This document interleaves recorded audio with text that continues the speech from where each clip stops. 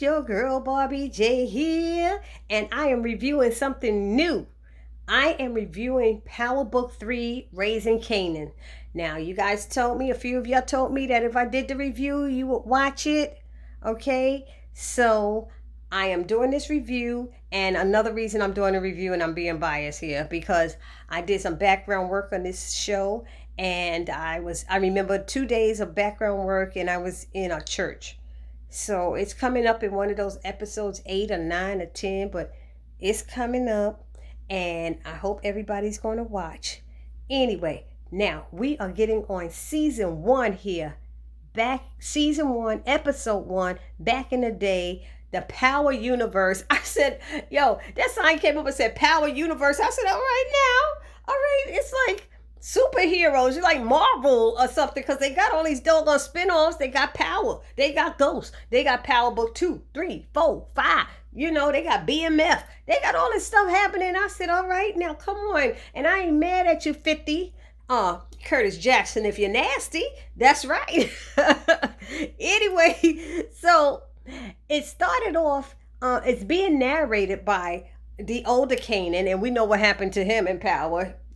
He was killed off. So Curtis Jackson, 50 Cent is on the narration, older Kanan.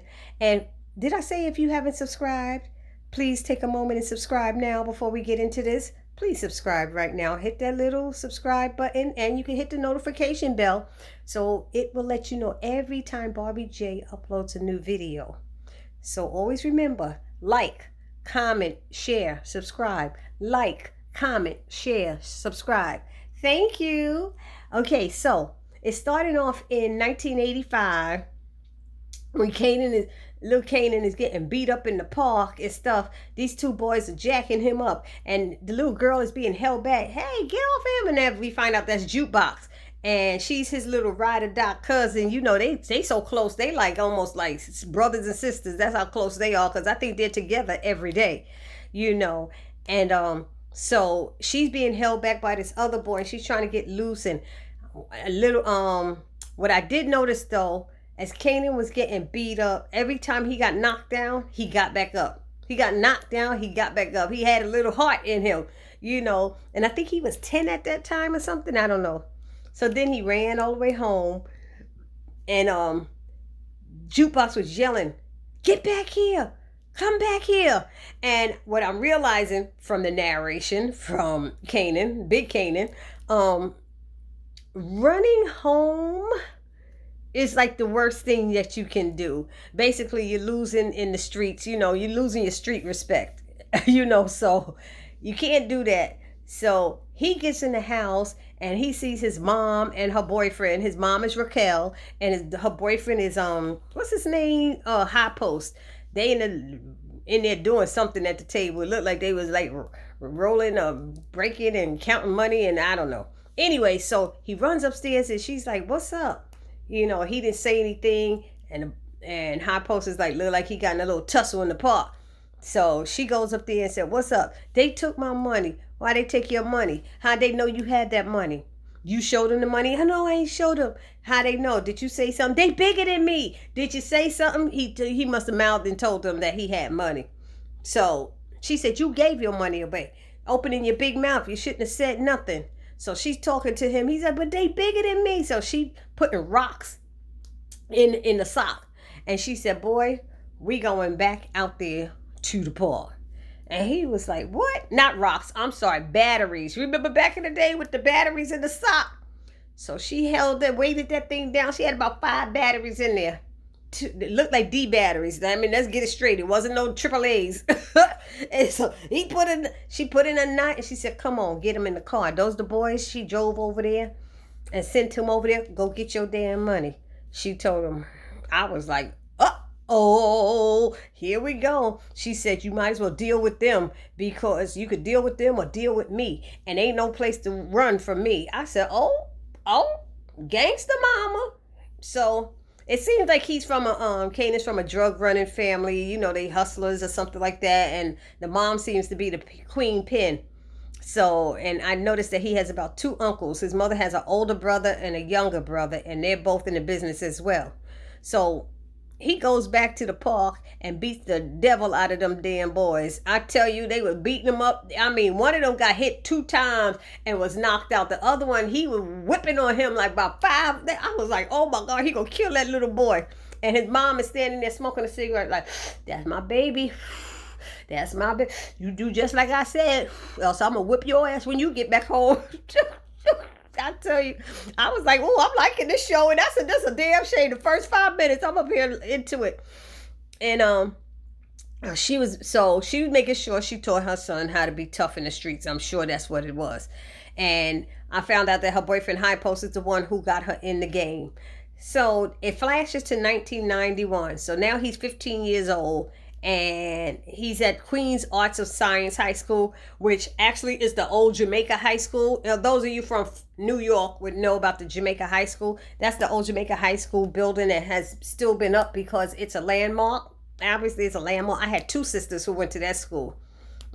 So it was a pretty good high school where we lived far from it, almost an hour and a half by train. But anyway, so the principal is telling the mother, Raquel, that her son is very brilliant, and she's telling him about this state-of-the-art school, high school called Stuyvesant. It got a pool and 5 gyms and 12 science labs and escalators and $150 million building. I was like, whoa. And to be honest, y'all, that school is all that. If you could get into Stuyvesant, you saying something today in New York City. I'm telling you. So Kanan isn't thrilled about his mom, but his mom is, she wants him to go to college. She got these plans. Go to college, get a degree, and become a CEO in some Fortune 500 company and all this stuff. And he said, but I'll be away from you. And she said, look, your life is my life. You fly, I fly. She said, you're about to live the life that most people only dream of. She knew that getting him in that school would be the best thing for him, but he wasn't interested. So Kanan has this crush, we find out, on Davina Harris since 2nd grade. Since 2nd grade. And he hasn't made a move yet. And Jukebox said maybe he need to leave that alone. He said they ain't gonna never happen. But Davina's dating Buck 20, who is in the game as well. And he works for this guy called Unique. So he sits with his crew. What's his name? Kanan goes sit with his crew, and Famous is spitting some rhymes, and what is his name? His friend D Wiz is doing the beatboxing, doing the beat and stuff, and they just having a good time in school and everything. And it moves on to the hospital. Raquel, while she was at the school with Kanan, got a call from that one of her runners or something was in the hospital, and she shows up with her younger brother, who's Lulu, and then later on come her older brother Marvin, who Marvin was supposed to be with this guy who got shot, and Marvin always eating. He always eating. That's what he does. He's funny. And Marvin is Jukebox's father, and the reason she has the name Jukebox is because she can sing wonderfully. She sings. She's an awesome singer. So anyway, so Kanan needs to take that test. They said he needs to take a test. The principal has already sent in some of his paperwork. Needed Raquel to sign a couple of more things. And he just needs a test to go to Stuyvesant. And she said, I'm sure it won't be a problem. We don't have time to train you or something, but I'm sure with the grades you get that, it won't be a problem. But he doesn't. He wants to be in the streets like his mom's, and he stays focused more in her business, learning how to understand when they're talking in code around him, because he found out what they were saying. So Raquel and Lulu go into a club, okay? And Lulu, the younger brother, is like his mom's, Raquel's like right-hand man, okay? So if there's anything that needs to get done, Lulu will do it, okay? So they go into the club to do business with the owner, and he's not there. And this white lady said, he's taking a mental health day, and he can't, anything you have to say to me. She said, well, we need to talk to him. Well, I'm his new publicist, and I'm who you talk to now. I'm sitting there going, the publicist? This when the publicist is the one to do all the business. I don't know. And they were like, that's not how we do business. And she looked at them. She said, oh, I know who you are. You're the drug dealers who sell that ghetto shit. Your blow is all stepped on and it's dirty, she said, and it's a bad look from the club. We won't be using that anymore. We'll be using my from my distributor. I was like, what? And Raquel said, the hell you will. I bet you won't. And she was like, who do you think you talk? She said, you bitch. Don't be calling me no bitch. I'm not one of them white girls who you think you can say I'm not afraid of you. And Lulu's like, let me talk to her. Let me talk to her, okay? Let me just deal with her. So Raquel walks over to the bar. So she walks over to the bar, and that's where she meet fine-looking Mr. Symphony. Ooh, Symphony. I think he said his name was Symphony Basket or something like that. I was like, okay. And so she meets him, and she's talking, and he's saying how he's going to school, get his master's and all this stuff, and urban this. She said, well, I'm urban. She said, so she kind of started flirting back and forth with him. Somehow that ended up with a date, I guess, because they end up going out later. But Unique, Raquel meets up with Unique, and he's like the biggest drug dealer on the South Side, they said. And he rides in his bulletproof car. And so Raquel works out this deal with him regarding territory and which corners they have and all this stuff. Everything is squared. Everything is cool. They just negotiated. We all peace and harmony up in here. So, okay, so the family goes out to eat later that night, and they're having dinner.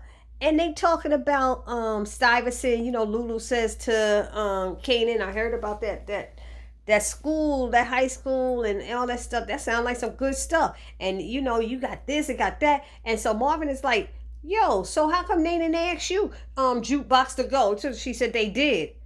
He said, why you didn't do it? She said, because you said them white people ain't gonna never let me do anything. Blah, blah, blah. And they said, that sound like some shit I was saying. They all started laughing. They was like, yeah. So he was like, kid, why don't you take it now? It's too late. I done aged out. Some of them fathers, son, they funny. He didn't probably even look into it. You could see his personality. He didn't even look into it. So then what's his name? Famous shows up with some female, and Marvin made some kind of comment about a working girl, and she said, of course you would know what type. You look like the type that would know about a working girl. I said, oh snap. They said she ain't been here 5 minutes. She already out of your league. That's what Raquel said. So they sat down. There's a seat right there. Famous is so rude. He sat down in their chair and looked back at his sister like, where you sitting? So she ended up sitting over there by Lulu, and Lulu was eyeballing her and stuff the whole night. And when they left out of there, Famous saw how Lulu was looking at his sister. I said, well, that's what your ass get, because you didn't give her a seat. You just sat there and didn't even care about your sister. I was like, what kind of rudeness is that? So anyway, he said, yo, I don't want your uncle talking to my sister. She can't with that life. They said, look, I said, you've been trying to get in to be a part of our family for so long. She said, you might as well, this might be your end. This might be your way in. You weren't wanting to be a part of us for that, Anyway, all of that went down. Next thing you know, Lulu's talking to the girl. Somebody come, Marvin says, drop, or something like that. Get down. And they all got down. They was shooting bullets, but they were shooting them up in the air.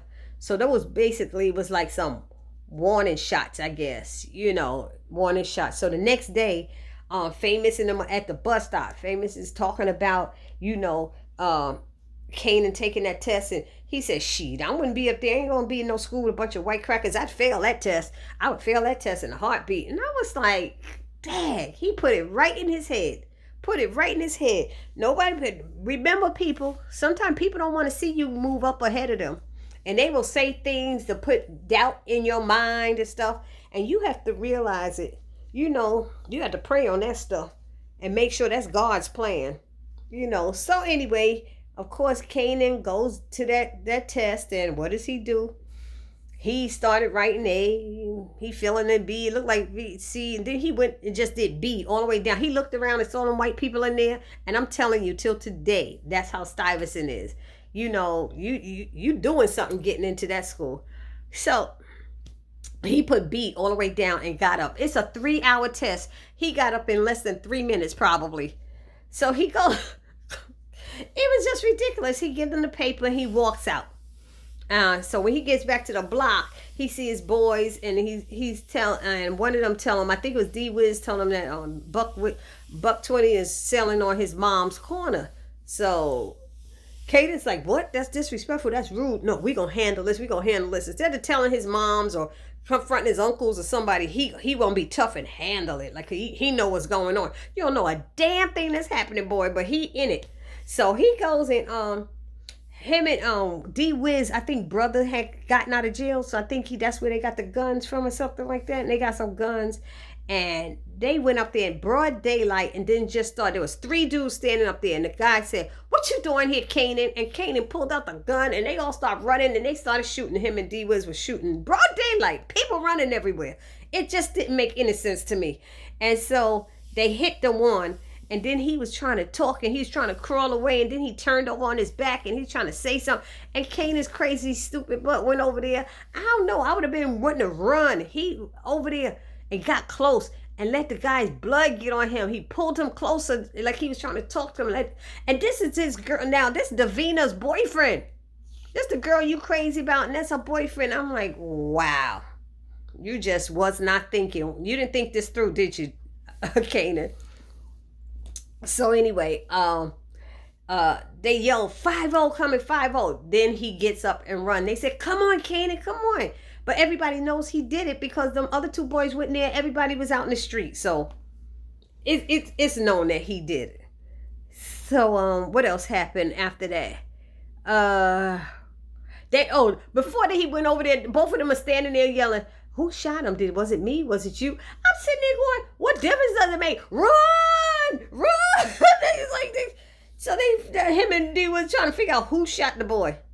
Anyway, then they showed Raquel is out to dinner with Symphony, and they having a nice time, and he's telling her about what he learned about housing and urban development and stuff. And I was like, shoot, I was trying to listen in to hear what I could hear and learn something. Anyway, Lulu comes in, and he just bends down to her ear and says, "Kanan." And she gets up and says, "Excuse me, I gotta go." And she rushes out, pays for the dinner. And but he said, "Hey, wait a minute, I asked you out." And it was just too late. It was too late, and she paid for meal. And I said, "Hey, she balling like that." But some men get insulted by stuff like that. If I invite you out to eat, I will pay. I am a gentleman, because they did talk about when they would talk about meeting up. She said, "I'm in a different type of business." He said, "If it ain't a problem with you, it ain't a problem with me." And she was like, "Okay, So anyway, what happened? Then they showed Jukebox meeting up with her white friend, who attends it seems like some type of private school or Montessori Catholic school or something. I don't know. But because they got the little uniforms and stuff, and it looks like it's high class, rich people coming out, because everybody coming out was white. So they go, she introduced them to the friend. "Oh, this is Laverne, who I met, and da da da da da da." Okay, and they're looking at her like, "Okay, we're gonna do a duet together for my cotillion or whatever." Not a cotillion, but it was something else. Anyway, so they go to a private place, and they're sitting there, and they're looking at each other and talking, and they start holding hands. And the white girl leans in to kiss Jukebox, and Jukebox moves back. She moves back and doesn't accept it. And the girl said, "I get it. I get it." I would be interested in seeing how that relationship started. I would really be, and I hope they show that, because I'm curious about that. And ain't nothing wrong with it either. But it's curious how she met up with this rich white girl. Where was it really at that audition for singing, like she said? I was just curious. Then they show the white lady who was having sex. She was she looked like she liked black men. She had this black guy, and they swinging, he's swinging her around, and they having sex, and they getting in. She's like, "What is that smell? What's that shit I smell?" She's like sniffing. He said, "Yo, you just gonna stop like that?" She said, "What the fuck is that smell?" And she's like, Bella, did you poopy? Did you poopy, Bella?" I was dying. I was like, "Did Bella poopy?" And she get into that. She looking around her house, and she see the microwave is on, and she stops it and open it, and her dog is in there. That is so disgusting. Woo, Jesus. They microwaved her Bella. So we know Raquel has something to do with that, and she ain't one to mess with, because who was it? Lulu came to her. Was it Lulu? No, it was the other guy who was in the hospital came to her with the collar that said Bella on it. So they took Bella's collar because they didn't want it to go snap, crackle, pop in the microwave. So I said, "Oh, how come that dog wasn't barking? All the damn barking that dogs do. How come that dog wasn't barking when they were trying to put her in the microwave? Unless they had killed the dog already before they got to that part." Anyway, what's the last couple of things that happened? So Kanan, we find out that Kanan has caused a damn mess because he didn't realize that his moms had given the corner to these people, and she told him she had squashed things. Everything was squashed, and now you don't know things. You think you know stuff, but you don't know stuff. And she said, Marvin asked his jukebox, and where was you when all this shit was going on? And she said, I was at choir practice, which she was not. She was with the little white girl. And she said, well, he said, you could have sent a live, it was a lot of arguing and back and forth and stuff, and everybody was getting in on him and each other, and the brothers were saying something about the way she was raising Kanan. It was a whole lot going on. And he said, she told him to go to his room. He said, no, I don't think I'm old enough to make that decision. You could have sent me to live with grandma, but you didn't. And you know why you didn't? Because you wanted me here. I'm here because you want me here. So she was like, boy, if you don't go to your room. And then she said, who blood is that? Is that your blood? No, the brothers are like, damn, I can get his blood on you. You're going to have to burn that damn shirt. You got to get rid of it and burn it. So they had to burn the shirt that had Buck 20's blood on it. So later that night, he come out there, try to talk to her. She said, no, it's too soon. Don't say shit to me. Don't say nothing. She sent him out, go take that trash out. And as he take the trash out, he is met with a car came down, and it was a drive-by. They were shooting, and he jumped down and stuff. And Raquel comes out, and she starts shooting, pop, pop, pop, pop, pop, when the car turns the corner.